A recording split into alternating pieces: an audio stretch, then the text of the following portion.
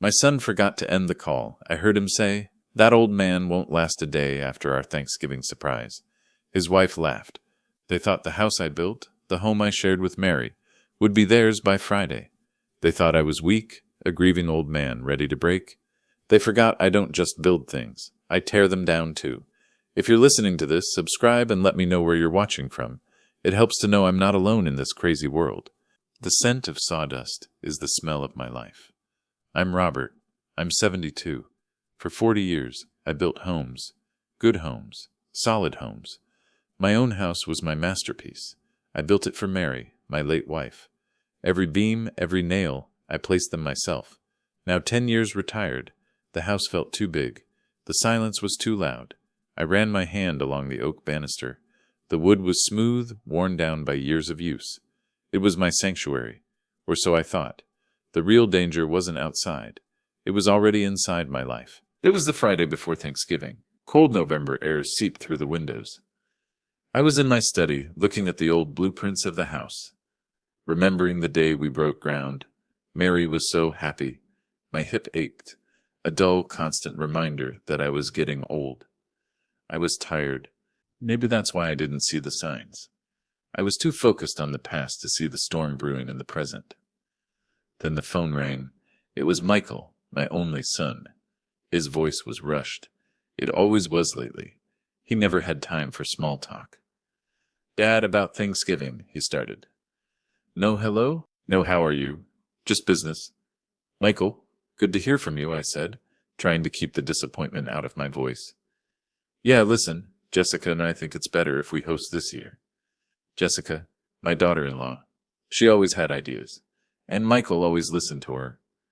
I hesitated. I always hosted Thanksgiving. It was tradition. Mary's tradition. Ooted. "I already bought the turkey, son." 20 pounds. It's no trouble."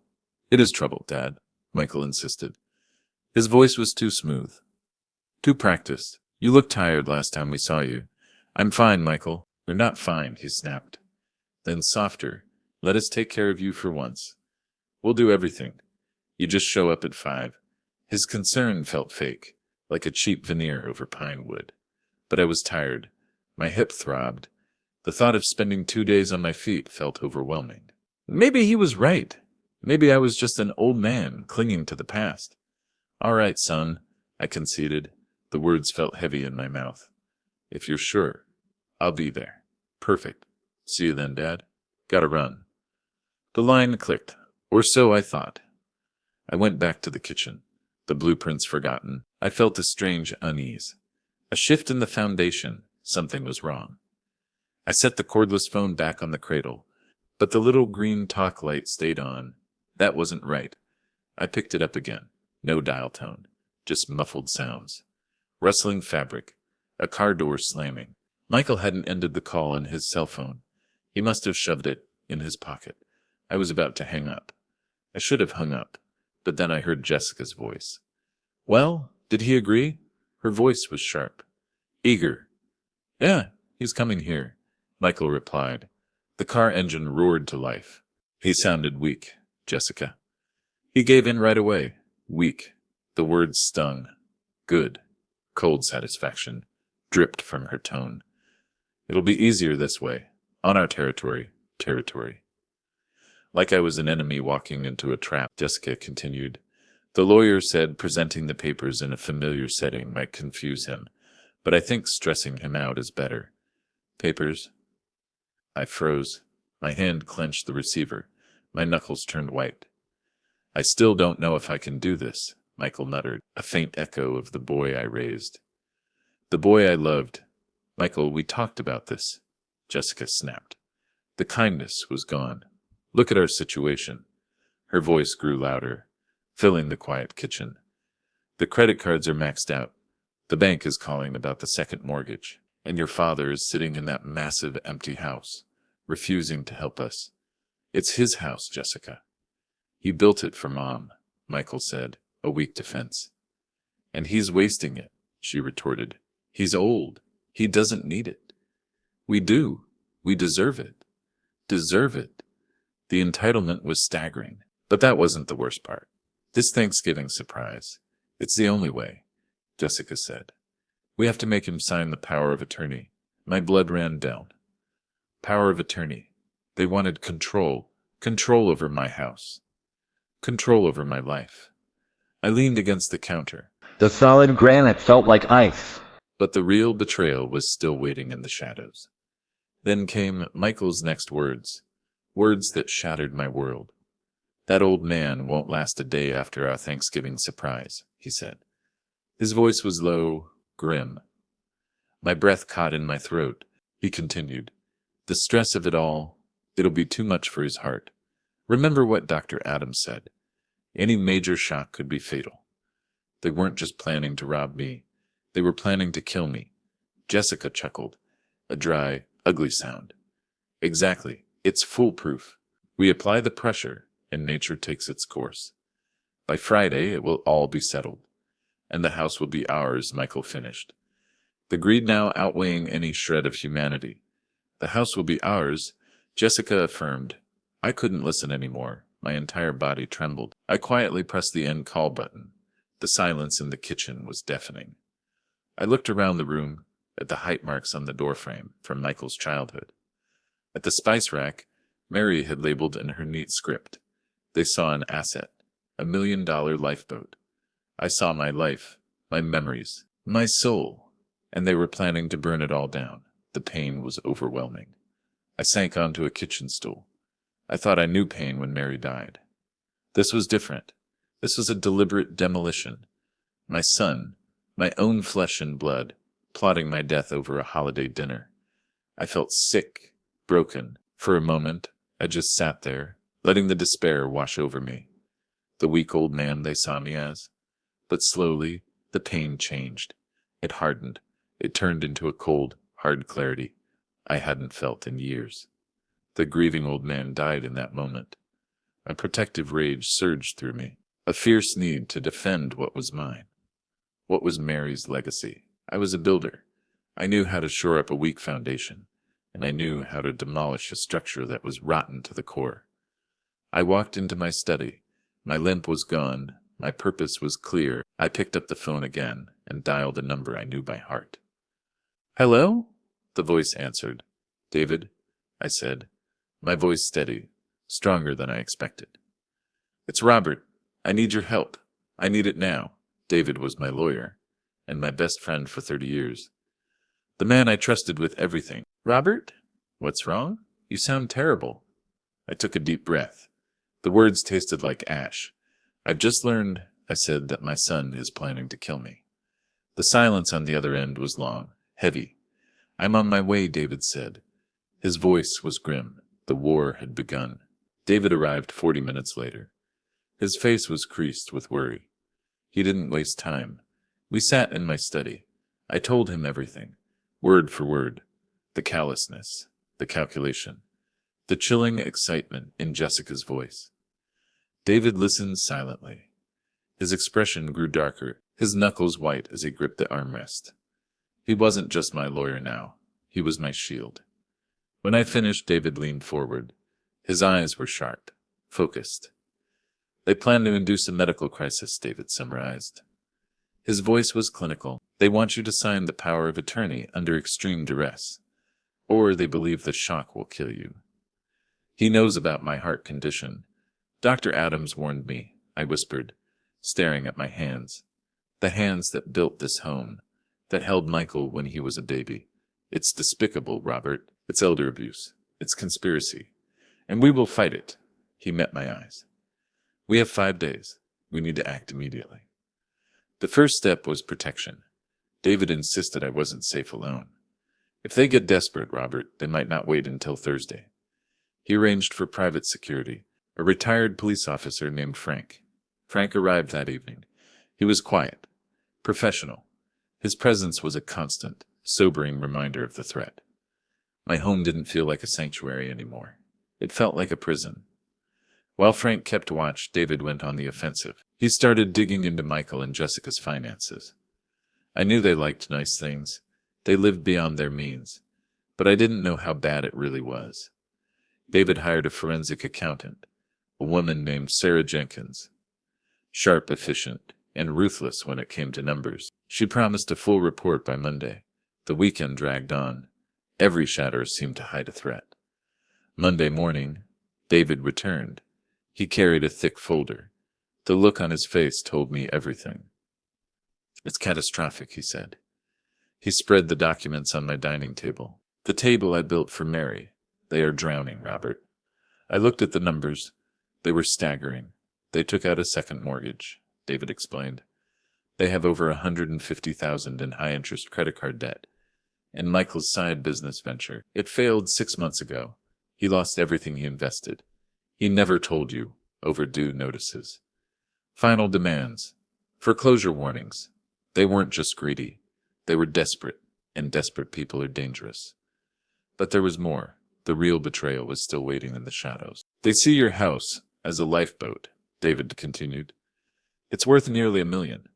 They plan to sell it immediately." A sharp pain lanced through me. Selling this house. The thought was agonizing. A sudden wave of guilt washed over me. "David, this is still my son, my only child. Maybe I should just give them the money, bail them out. If I do that, maybe this madness will stop." I couldn't reconcile the boy I loved with the man planning my demise. David shook his head firmly. "Robert, they didn't ask for help. They plotted against you. If you give them the money now, you reward their betrayal. It won't fix the core problem, their greed. They will be back for more." He was right. The realization was bitter. Necessary. I had to protect myself. We spent the afternoon restructuring my estate. We revoked Michael's position as beneficiary. We drafted a new will, but David warned it wasn't enough. If they get that power of attorney on Thursday, they can start liquidating your assets immediately. David explained. "We need to remove the temptation entirely. We need to neutralize the target." "What do you mean?" David looked around the room, at the custom moldings, the stone fireplace. "We need to get rid of the house." The suggestion hit me like a physical blow. "Sell it? Now? Not just sell it, Robert. We need it sold before Thursday, before they spring their trap. If the house is no longer yours, the centerpiece of their plan disappears. This house is my life, David. It's where Mary died. It's all I have left of her. The thought of strangers living here, tearing down the walls I built, felt like another death. I can't. I won't." David put a hand on my shoulder. His grip was firm. "I know, Robert. But they are using your love for this house against you. It's your biggest vulnerability.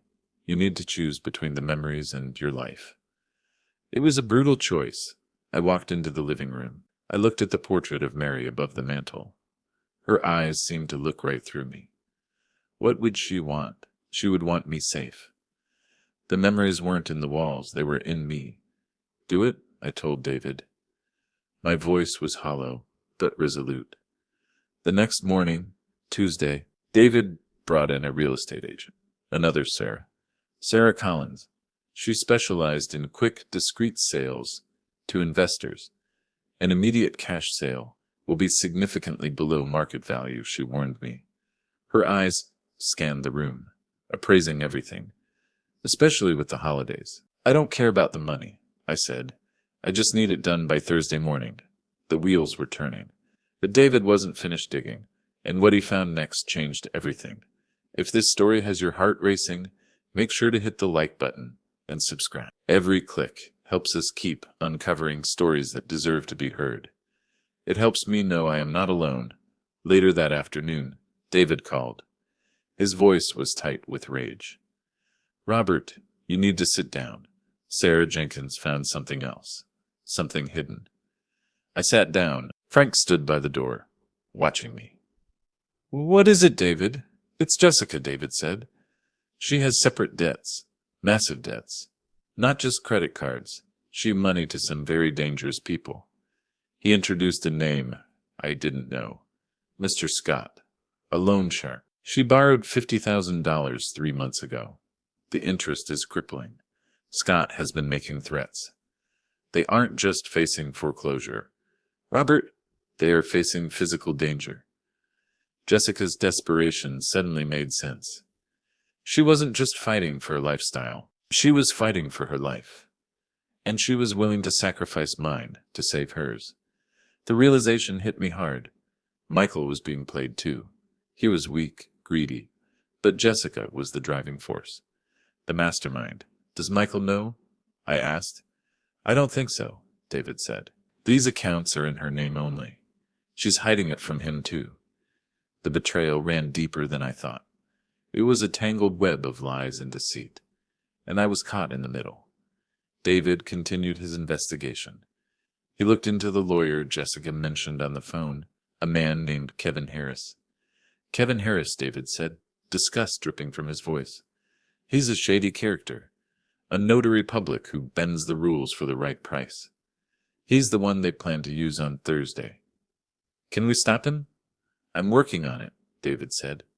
It seems Mr. Harris has his own secrets, and I intend to use them. While David applied pressure on Kevin Harris, I began the agonizing process of packing. Frank helped me move boxes. We worked quickly, quietly. Every object held a memory. Mary's favorite teapot, Michael's high school graduation photo, the blueprints for the cradle I built when Mary was pregnant. It felt like dismantling my own heart. In the workshop I found something that broke me. A small misshapen wooden bird. Michael had carved it for me when he was 10. He was so proud of it. I clutched the bird. Tears blurred my vision. How could that sweet boy turn into such a monster? The temptation to stop the sale, to try and talk to him one last time. It was overwhelming, but then I remembered his cold voice on the phone. That old man won't last a day. I placed the bird in my keeper box and closed the lid. The past was gone. I needed to focus on the future. My survival? Wednesday morning. The tension was unbearable. I was jumpy, irritable. I kept looking out the window, expecting Michael to show up early. David called at 10 a.m. He had news about Kevin Harris.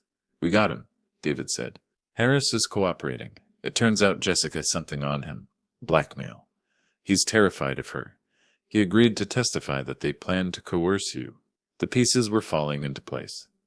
The trap I was building for them was almost ready. Sarah Collins, the realtor, called at 11 a.m. We have an offer, Robert, an investment company. Cash. Closing tomorrow morning. It's 25% below market. It's a low offer, but it's the only one that guarantees the timeline. Accept it, I said. My voice was hollow. The sacrifice was almost complete. That afternoon, Michael called. My heart hammered against my ribs. Frank nodded at me. Keep it normal. Hey, Dad, Michael said. His voice was falsely cheerful. Just checking in. Are you feeling okay? Ready for the big feast tomorrow? I am, I said, trying to sound tired, weak. Good. Jessica's making her famous pumpkin pie. We can't wait for you to see what we have planned. It's going to be a Thanksgiving you'll never forget. The urge to confront him was overwhelming. I wanted to scream, why are you doing this to me? But I had to play along. If I tipped my hand, they might panic. They might run, or worse. I swallowed my rage, forced a weak chuckle. Sounds wonderful, Michael. See you at 5. I hung up, feeling sick. The deception was suffocating, but it was almost over. That evening, I signed the closing documents in David's office. A notary was present. Not Kevin Harris just like that. The house I had spent 40 years building was no longer mine. I handed the keys to David. I felt a profound sadness, a sense of displacement I hadn't felt since Mary died. But beneath the grief, there was relief. The target was gone. I was free. David drove me to the small, furnished apartment he had rented for me. A secure building. It was temporary. The silence was unbearable. The walls felt thin, foreign. The furniture was generic, impersonal. I missed my workshop. I missed the familiar creaks of my house settling at night. Doubt crept in. Had I acted too rashly? Had I destroyed my own life just to spite my son? I felt utterly alone, questioning if this victory was worth the agonizing cost of my home. But then I reminded myself, this emptiness was freedom. It was better than the alternative they had planned for me. I didn't sleep that night. I just stared at the ceiling, waiting for the dawn, waiting for the final confrontation. The next day was Thanksgiving. I woke up feeling an emptiness that had nothing to do with hunger. I dressed carefully, putting on the wool sweater Mary had bought me. It felt like armor. I looked in the mirror. I saw the old man Michael described. But my eyes were different. They were hard, steely. Before David arrived, I looked at the wooden bird. I considered bringing it. Maybe if I showed it to Michael, it would break through the greed. Maybe I could still save him. I put it in my pocket. But as I walked toward the door, I realized it was a fool's hope. He wasn't misguided. He was calculating. I walked back to the dresser, took the bird out of my pocket, and left it behind. David picked me up at 4:30. Frank followed in a separate car, parking discreetly down the street. "Are you ready, Robert?" David asked. We pulled into the driveway of Michael's overly large, heavily mortgaged house. "I am," I said. We walked up the path together. I could smell the roasting turkey. I could hear music. It sounded so normal, so festive. It was a lie. Michael opened the door. A wide smile plastered on his face. "Dad, happy Thanksgiving. Come on in." The smile froze when he saw David standing beside me. "David, what are you doing here?" Michael asked, his voice tight, confusion warring with suspicion. "Robert invited me," David said smoothly. "I hope that's all right. It's been too long since we shared a holiday meal." Michael's eyes darted between us, calculating. Jessica appeared behind him, holding a glass of wine. When she saw David, the glass slipped slightly in her hand. Their faces turned pale. The welcoming facade crumbled, replaced by confusion and raw fear. "Mr. David," Jessica stammered. We don't have enough seating set up." "Don't worry about me," David said, stepping inside. "I'm happy to be here." The atmosphere in the house was suffocating. The festive decorations, the grateful sign hanging on the wall. It looked obscene. Michael and Jessica exchanged nervous, frantic glances. They knew something was terribly wrong. Their plan relied on me being alone, vulnerable, unsuspecting. David's presence, the presence of my lawyer, had thrown a wrench in the works. We sat down at the dining table. It was beautifully set, a perfect picture of a family holiday. A large turkey sat in the center. The food tasted like ash in my mouth. Michael tried to make small talk. His voice kept cracking. Jessica kept dropping her fork, her hands trembling visibly. I watched them, my son and his wife. They looked cornered, like animals caught in a trap. The sadness I felt earlier was gone, replaced by a cold resolve. Dinner dragged on. The conversation was stilted, forced. Finally, it was time for dessert. "I'll get the pie," Jessica announced. Jumping up too quickly, she returned a moment later. Not with a pie, but with a leather folder. My heart started pounding. This was it, the Thanksgiving surprise. She placed the folder in front of me. Michael leaned forward, adopting a look of somber concern that didn't reach his eyes. "Dad," he began, his voice low and serious, "Jessica and I have been very worried about you." "Worried?" I asked, my voice deceptively calm. "Yes, your health, your memory, you seem to be declining," Michael continued, avoiding my eyes. "Managing that big house? It's too much. We think it's time we stepped in to help." Jessica opened the folder. "We want to take the burden off your shoulders, Robert. This is a durable power of attorney." She pushed the documents towards me, placing a pen on top. "It just means we can handle your finances. Make sure you're taken care of properly. You just need to sign here." I looked at the documents, the weapon they intended to use, the moment they expected me to break. I looked up at Michael. "You think I'm declining? You think managing the house is too much for me?" "It is, Dad," Michael insisted, growing bolder, his tone becoming aggressive. "You need to sign this. Now. It's for your own good." "If you don't sign it, Robert," Jessica added, her voice hardening, the sweet facade gone, replaced by a vicious threat, "we will have no choice but to go to court and have you declared incompetent. Do you really want that humiliation?" "We will win." There it was. The threat, the pressure, the stress they hoped would kill me. I leaned back in my chair. David stood up slowly from his seat. "I wouldn't recommend signing that, Robert," David said. "Stay out of this, David," Michael snapped, his facade cracking completely, revealing the desperate man underneath. This is family business. That became my business when you plotted against my client, David replied coldly. Michael froze. Jessica gasped, her hand flying to her mouth. What are you talking about? Michael stammered, his face white as a sheet. David spoke again, his voice booming. We also have your notary, Kevin Harris, ready to testify about your conspiracy to commit fraud and elder abuse. Jessica's eyes widened in terror. She knew Kevin. She knew what he could reveal. I looked directly at my son. I heard you, Michael. The phone call last Friday. You forgot to end the call. The silence that followed was absolute. They looked like ghosts, frozen in a tableau of horror. I heard you planning to stress my heart until it stopped.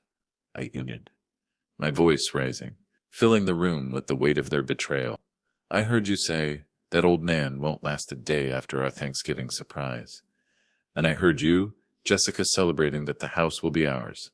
Jessica started to cry, pathetic, whimpering sounds of rage and frustration, not remorse. Michael just stared at the table, shame and horror warring on his face. He was unable to meet my eyes. How could you? I whispered. The pain finally breaking through my resolve. Tears blurred my vision. I am your father. I built that house for your mother, for you, and you turned it into a prize to be won by my death. Dad, we were desperate, Michael pleaded, finally looking up, tears streaming down his face. We are losing everything. The bank is foreclosing. We just needed help. You didn't ask for help, Michael. You planned an execution, I shouted, slamming my hand on the table. The cutlery rattled. Used the day of gratitude to try and steal my life. I stood up, leaning heavily on the table, my legs trembling. You wanted the house so badly. You were willing to do anything for it. I paused, letting the weight of my next words hang in the air. Well, you can't have it. I sold it. The shock on their faces was absolute. It was as if I had physically struck them. What? Jessica shrieked, her voice hysterical. You couldn't have. Not that fast. You're lying. David stepped forward. He placed the finalized sale documents on the table, right on top of the power of attorney. The sale closed yesterday evening, David announced. The funds have already been transferred to Robert's new irrevocable trust, a trust that benefits the children's hospital your mother supported.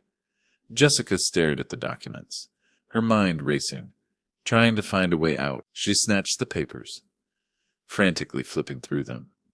But the money! We can still contest this. He was coerced. He was not, Ted cut her off. We have a competency evaluation from Dr. Adams dated yesterday. And furthermore, I am filing a restraining order against both of you. Given the credible threat to his life and the testimony of Mr. Harris, any further contact will be met with criminal charges. Michael slumped back in his chair. Defeated, he finally understood. It was over. Their debts, their desperation, their impending foreclosure, it was all theirs to deal with now. They had played a high-stakes game, betting my life, and they had lost everything. I looked at my son one last time. The man sitting there wasn't the boy I raised. He was a stranger, consumed by greed, corrupted by desperation. The connection between us was gone, demolished. Happy Thanksgiving, Michael, I said. My voice heavy with finality, I turned and walked out of the house. David by my side. I didn't look back. The cold November air felt clean, fresh. I took a deep breath, the first real breath I had taken in 5 days. The first few weeks in the new apartment were hard. The silence was loud. The space felt small, impersonal. But slowly I started to adjust. I set up a small workbench in the spare bedroom. The scent of sawdust started to fill the air again. I never saw Michael or Jessica again. David informed me that their house was foreclosed on a month later. They moved out of state. It was a tragic end, but it was an end they had authored themselves. Sometimes, I still mourn the son I lost. I think about the little boy who used to follow me around the workshop, and I wonder where he went. But I don't mourn the decision I made. Selling the house was painful, but it freed me. I learned that day that family isn't just blood. It's loyalty, it's trust, it's respect. And when those things are broken, the connection is severed. no matter the relation. I am an old man. My time is short. But the time I have left is mine. I am surrounded by the things I love, the work of my hands, and the peace of knowing I stood up for myself. I protected my legacy, not the legacy of wood and plaster, but the legacy of integrity. And as I sit here watching the sunset from my small balcony, I realize I am finally safe. I built my life once, and now, in the quiet winter of my years, I am building it again. Thanks for listening. Please rate our story in the comments. If you enjoyed it, don't forget to subscribe. Your support means a lot, because your time matters.